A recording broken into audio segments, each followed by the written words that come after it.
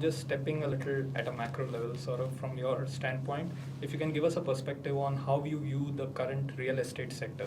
It's obviously gone through a lot over the last 10 years or so, but over the last couple of years, there has been a little bit of a rebound, which we can obviously observe, but would like to get your perspective as well. You're absolutely right. So, starting 2011 up to 2019 pre-COVID, one after the other, there have been events which fortunately, unfortunately, the sector had to go through.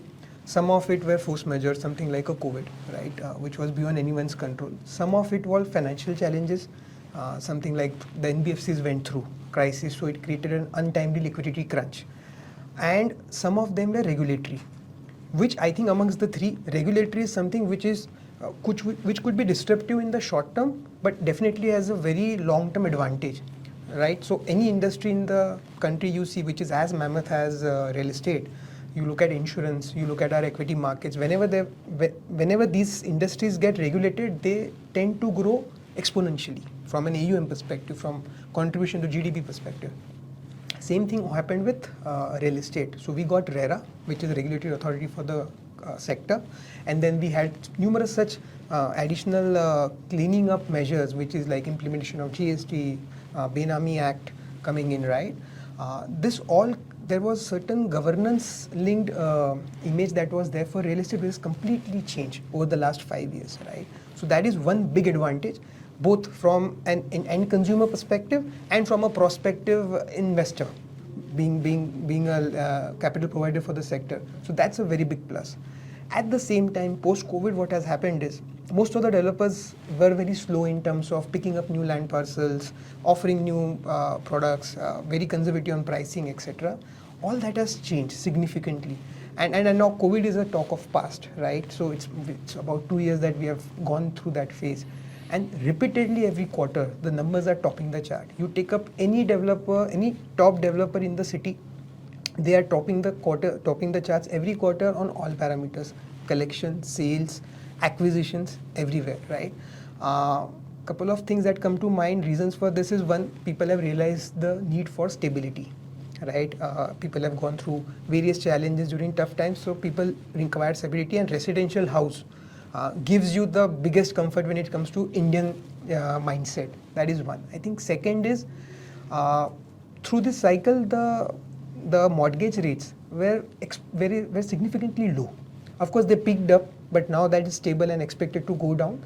That shock is also absorbed, and hence the affordability significantly improved across the sectors, across the cities. So it's not only a product-linked, project-linked recovery. It's an across the sector recovery. So you look at plotting doing very well, you look at villas and luxury housing doing very well, affordable doing very well, mid-income, of course, continues to be the largest volume driver in the sector. I think third is the transparency that people have seen. And fourth, I think, is because a lot of consolidation has happened, the larger developers are becoming larger, which gives them the ability to actually command certain premium, but at the same time give what the customer wants, which is a mix of good location, good amenities, right sizing. So a lot of research has now been put up when it comes to product development in real estate. So I think as a collective, outcome of all these factors, we believe residential real estate definitely is headed into a very strong tailwinded environment, at least from a next 3 to 5 year perspective. Commercial, there were some ifs and buts during COVID, but I think the best proxy is REITs, which have come up because they are the best proxy to understand how the vacancy is playing out, how rentals are playing out, and these are all listed companies. Again, there the vacancy levels are coming down. The rentals have been pretty stable. Most of the large corporates, IT-backed, ITES companies have been locking up large spaces, not only in IT cities, but also in cities like Bombay and Delhi, which predominantly are not IT cities per se, right?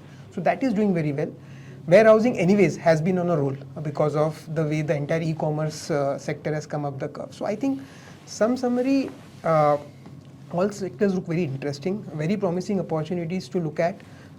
Probably best time for someone to take an exposure in real estate in any kind, whether it's for consumption or investing. Yeah. Just to add, Nitin, on the sector part also, see, today in India the developers sell close to 3 lakh units every year.